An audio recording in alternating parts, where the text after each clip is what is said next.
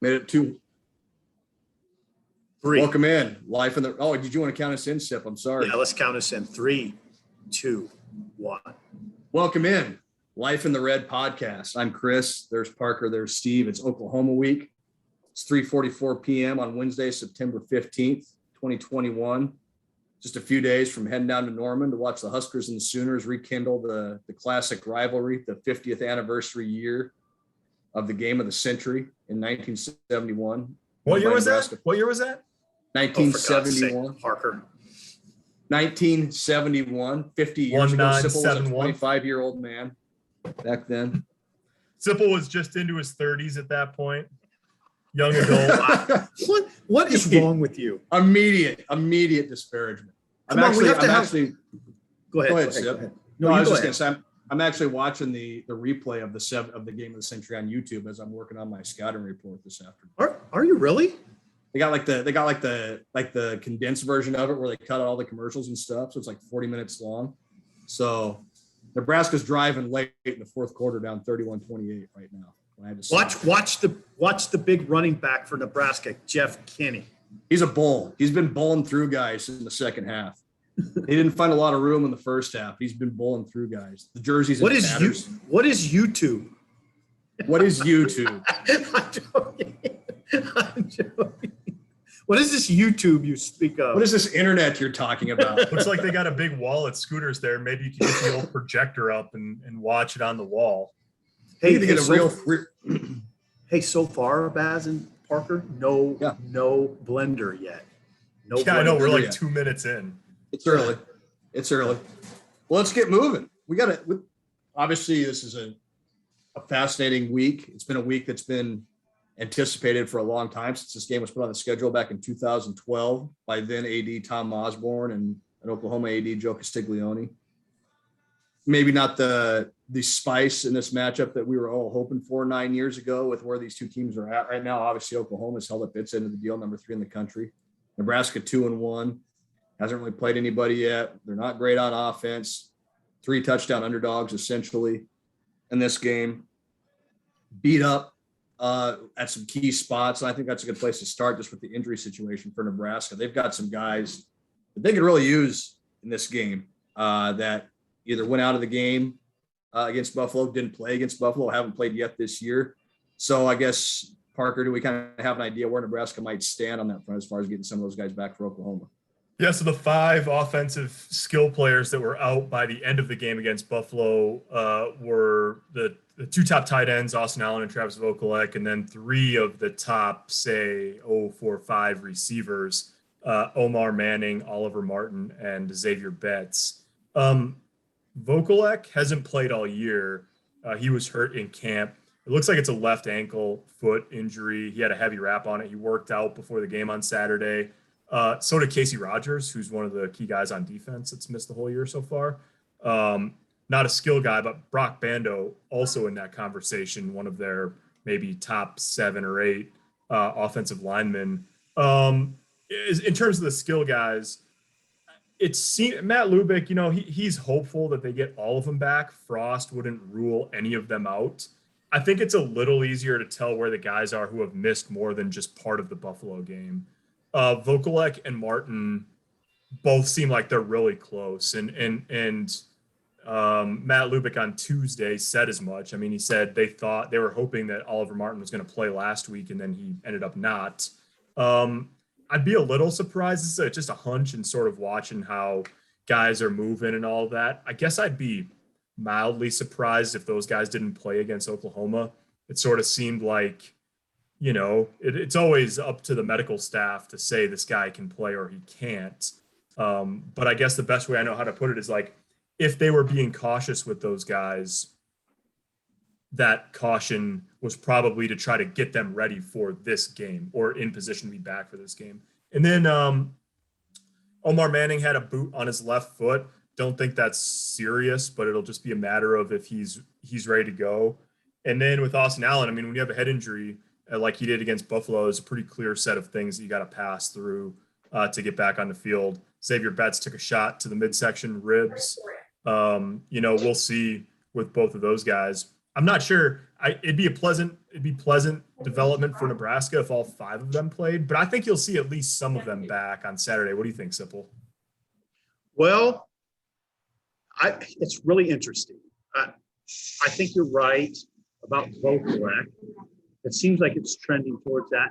It's interesting what you said about Oliver Martin. The only additional insight I would give you is when we were standing on the sideline at the end of the Buffalo game, he walked by us with a sleeve on his right knee. And Parker, I was kind of struck by his limp. Yeah. He limped by us, which is, I don't know, it's probably, he had a limp, which I guess concerned me a little bit. But I don't know. I think that here's what I think. To me, first of all, it's a fascinating discussion because if you had all 5 guys, I would look at this game differently. If you took Oklahoma's top 5 skill position guys, as far as receivers and tight ends off their roster, I would look at Oklahoma differently. I'd say, oh, well, this is interesting. They're not going to have 5 guys that they're counting on. So it's a huge story. It's a huge story in warm-ups. I mean, it'll be one of the most newsworthy warm-ups we watch all year. Yeah. That's what I'd say. Go ahead, Baz. Go ahead. No, it's interesting too because, like, obviously you want all your best guys available if you can, and obviously you want to try and win the game. But do you risk pushing somebody to come back for a game in which you're a 3 touchdown underdog too? Are you going to throw Travis Vokalek out there if he's maybe he's the only one of those 5 that comes back on Saturday? Let's say, is it worth pushing him a little bit just to get him out there, just in case that maybe puts you over the top as a 3 touchdown dog? I don't know. I'm just well, not only is it that because you're a 3 touchdown underdog. I mean, I don't think Nebraska's going to say, well, we don't have much of a chance, so let's be cautious with these guys. But it doesn't count in the league standings. I mean, I think that's part of the you're gearing up for 4 straight weeks of Big Ten play coming out of Oklahoma before you've got a bye week. And after Oklahoma, the last 7 on the schedule obviously are all conference games. So, or last 8 on the schedule are all conference games. So that's the one to me is like, yeah, you want to have the full deck, and you want to have Allen and Vokalek and Manning and Betts and Martin, but you need them against Michigan State. You need them against Northwestern and Michigan and Minnesota if you want to try to be in position to be in contention in the West and get to where you want to be this year. So, it's a balancing act, obviously, and we'll see if that caution with those guys. I think there's no doubt about the fact that, I don't think there was much temptation to rush anybody back against Fordham or Buffalo, and then we'll just see where that all falls this week. Yeah. The only thing I'd add is if I were a player and you're getting ready to play the 3rd-ranked team in the country on national TV, I'd want to play. I mean, I'd be like, this is why I breathe air. I mean, this is what I trained all year round for, is an opportunity like this. So I know if I were a player, I'd be like, okay, I don't care what is going on, I'm playing in the game. All right. So I guess there's a balance, and I think from a player's perspective, you don't want to hear, well, we want to be cautious with you because we're starting Big Ten play. I'd be like, what? I mean, this is Oklahoma. I mean, you want to be cautious with me? No, I want to play. Yeah, you're exactly right, Sip. I mean, players want to play. Players play. You know that as a player yourself. Yeah. Players play. Players play. Crying out loud. Yeah. Just like you guys said, it's one of the bigger storylines going into this thing. Is huge. The health of Nebraska. I guess just looking overall at this game, and we don't have to spend a lot of time on this, but it is the 50th anniversary of the game of the century. There's going to be a lot of nostalgia for people of a certain vintage going into this game. I'm sure there's going to be a lot of, why are you laughing, Sipple? And but there is. And, even I'm 41. I think the nostalgia part of it's kind of cool, and remember watching the games in the 80s and whatnot. And Simple, you go back a little further than that, but it's I was there for the 59 game. I was. Yeah, you were there. Yeah, you were there when they beat Bud Wilkinson's team in the 74 game streak. Yeah, we all know that. It was on Thanksgiving. It was a homecoming game. Yeah, but I guess let's just maybe dive into that a little bit. And it's funny. I wrote a story earlier this week. The players obviously have very little to no idea of the history of it, other than, Luke Reimer guessing the game of the century was either in the 60s or the 70s, which drew a chuckle from the gathered media. All these guys were born in 2000 or later, basically. So they're all around 10 the last time Nebraska and Oklahoma even played a game against each other. So it's kind of an interesting, dichotomy between the old guard, the old school that wants to see this, and the people actually participating in the game, the players who have next to nothing to do with the rivalry. Yeah. From the nostalgia standpoint, one thing that, it'd be interesting if you could be down there, is there's going to be a ton of ex-players from both sides. There's an OU alumni event on Friday night, and right down the street from that OU alumni event, Joe Washington, who's, I don't know, a rough equivalent of Johnny Rodgers of Oklahoma, is holding his own event. A lot of Nebraska guys from the great teams and a lot of Oklahoma guys. Then there's a golf tournament on Monday that they play in Tulsa. So you're going to see a lot of the all-time great Nebraska and Oklahoma players down there if you're down there. And that's cool. The one thing a lot of the guys, I talked to Joe Washington this week, and what they sort of emphasize is, first of all, he had a good line. He said, we're not really celebrating this game. It's sort of a chance for us to celebrate being around each other. So it was a very respectful rivalry, but Joe Washington makes an important distinction. I said, so you'd say it's a friendly rivalry? It was a friendly rivalry? And he said, no. I'm not saying it's a friendly rivalry. It wasn't always friendly, but it was always respectful. So I think that's a really important distinction. That's my 2 cents. Yeah, it's cool. And I'll drop a little nugget for you guys here. I talked to Tom Osborne yesterday just about, his thoughts on the rivalry. He was the AD at Nebraska when these games were put on the schedule back in 2012. And he kind of said something similar to what Joe Washington said. There's obviously the generation today maybe doesn't care as much, but guys like Tom Osborne, Barry Switzer, all those players are going to be watching intently. There's a great interest there. It maybe doesn't mean as much now, the fragmentation of conferences, Oklahoma going one direction, Nebraska going another. And just, I thought Tom was it wasn't any groundbreaking information, but he really did a good job of putting it in perspective, talk about the respect and the rivalry, like you just did, Sip. It's clear that respect is there on both sides. And it was a different time in college football. Those two schools were, that 71 game drew 55 million television viewers. It was the game that weekend. It was anticipated that weekend, and it's maybe not quite like that anymore. So yeah, I think that part of it's interesting, and there's certainly a very large place for that in all of this. And let's face it, that's a big part of why this game was put together. But at the same time, there's that other side of it too, where, like we said, Nebraska's players were 10 years old the last time they played. Some of these players' parents don't consider the 71 game that big of a deal, if we're being honest, and probably the same for Oklahoma too. So it's going to be interesting to see that kind of cross section, that history kind of meeting the present. And we don't have to spend any more time on it now, but it's just kind of interesting. Well, there's one thing I'd note. I think you could look this up pretty easily.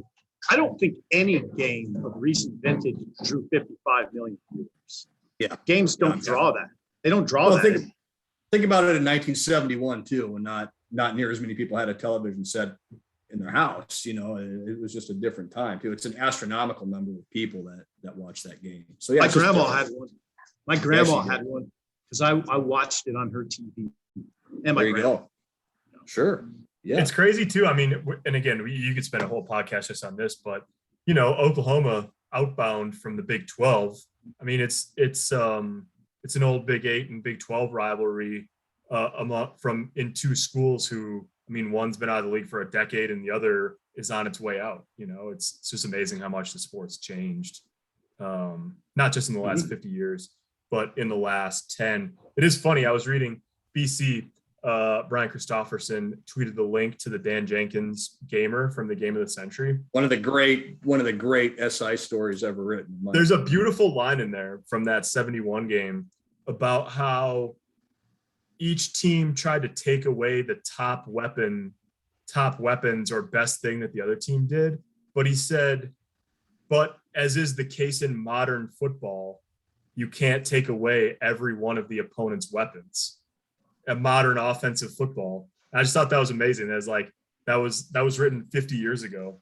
Yeah. And it was like, oh, well, modern football, offense is rule, man. And you would say the same thing now, 50 years later. When one team was running the wishbone and the other team was running the I formation back then. So, well, let's move on. It's a good segue. Nebraska, of course, won the game of the century, 35-31, went on to win the national title. Fast forward 50 years, Nebraska at Oklahoma again. Nebraska decided underdog. The Huskers win Saturday if what happens? Go ahead, Parker. Go ahead, Parker.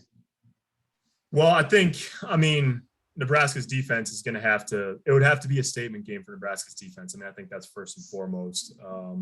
And I'll try not to be all encompassing here because you guys, of course, if they play brilliantly on defense and score a bunch of points on offense and dominate special teams, like that'll get it done. But I think to me, the defense, you have to probably take the football away a couple times from Oklahoma.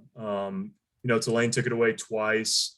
And conversely, Oklahoma turned 3 Tulane turnovers into 9 points. They didn't really capitalize on when Tulane turned the ball over. So to me, Nebraska's defense has to take the football away. If Spencer Rattler throws Nebraska the ball, which he's done occasionally, threw 2 interceptions against Tulane, 7 of his 9 interceptions last year, 5 of his 7 interceptions last year came in the first 3 Big 12 games they played.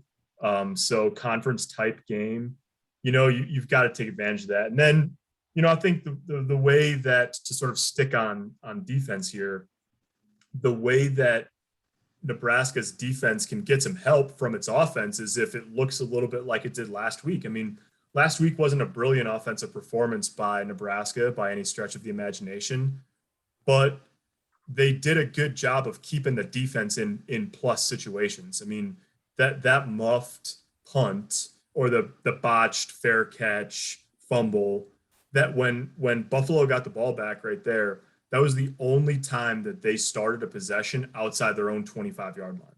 Other than that, even in the instances where Nebraska had to punt, they didn't dominate the time of possession. They didn't score a ton of points. They didn't always go 50 yards on offense, but they did a good job of every time they punted or every time they, had to give the ball up, Buffalo started deep in its own territory.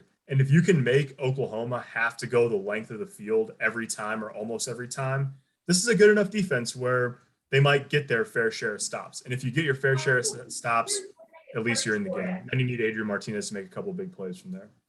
Okay, Baz, I'll keep it really short. I'll tell you, what is it? Is Nebraska wins if what? Nebraska wins what? if how does okay, Nebraska I'll give you the Nebraska wins if what, and if this happens, I'll also faint in my chair and have to come to and write about it. If Cam Taylor-Britt returns a punt for a touchdown, Nebraska will win the game. Whoa. Because how could they not if that happens? Yeah. In the game of the century, right? That would be the 50th anniversary. Yeah. What if he returns a punt for a touchdown about 3.5 minutes into the game, like Johnny Rodgers did? And there's a controversial clipping non-call that helps Nebraska. Yeah, that would be amazing. You would have to pour cold water on my face. We'd be getting the smelling salts out even more. Yeah, I'd have to slap you probably. Yeah, that would be fine. All right, that's what I'm saying. Yes. I agree with if all he you does guys. that, they will win. There it is. Nebraska doesn't have to play a perfect game to win. They need to play clean. It's the stuff we talk about every week. Don't turn it over in your own end. Don't set Oklahoma up with short fields. Don't make it any easier for them than it's already going to be. Oklahoma's averaging 49 points per game at home under Lincoln Riley since Lincoln Riley took over. 49 points per game. Say that again? Really? Yeah. It's 49. It's around 49 to like 11-ish is the average score at home for Oklahoma since Lincoln Riley took over. They're going to score. Pretty good. They're going to score. Don't make it any easier for them than it has to be. And Parker kind of touched on that. Keep your defense in clutch situations. Avoid the catastrophic punt return, fumble, kickoff, fumble, whatever it may be. Avoid the turnovers on offense in your own end.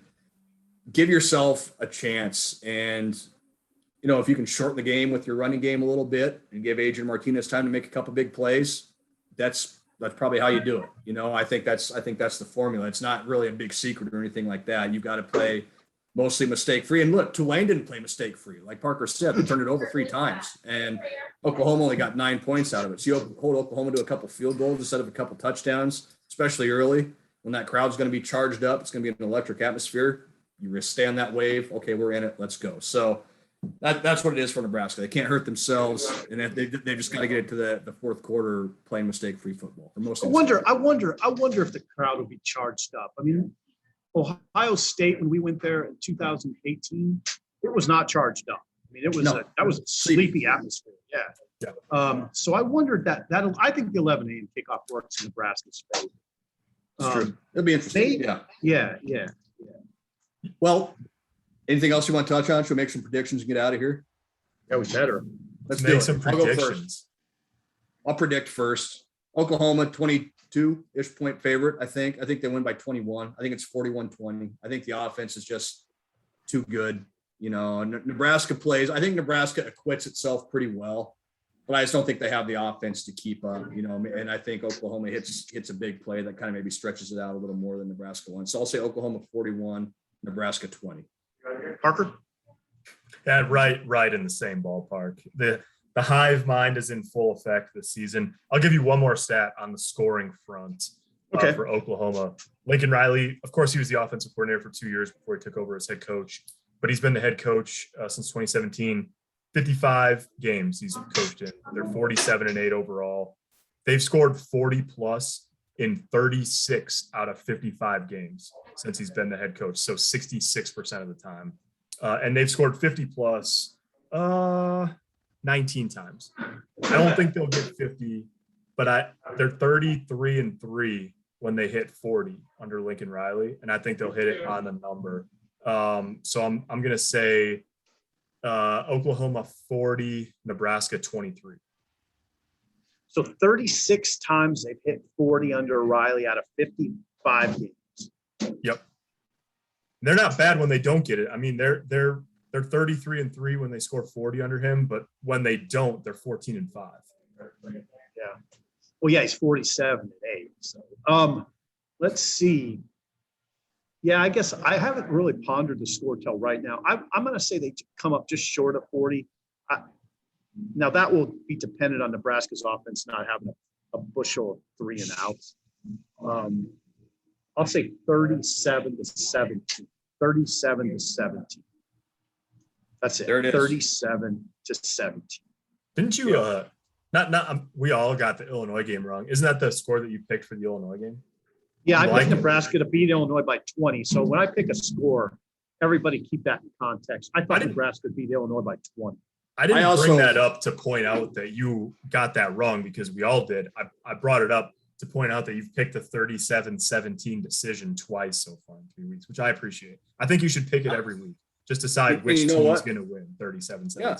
I'm not going to make fun because I went 2-8 in our predictions in week 1 of the regular season. I already played myself out of our pigskin picking game. Hey, it's a long season, Bass.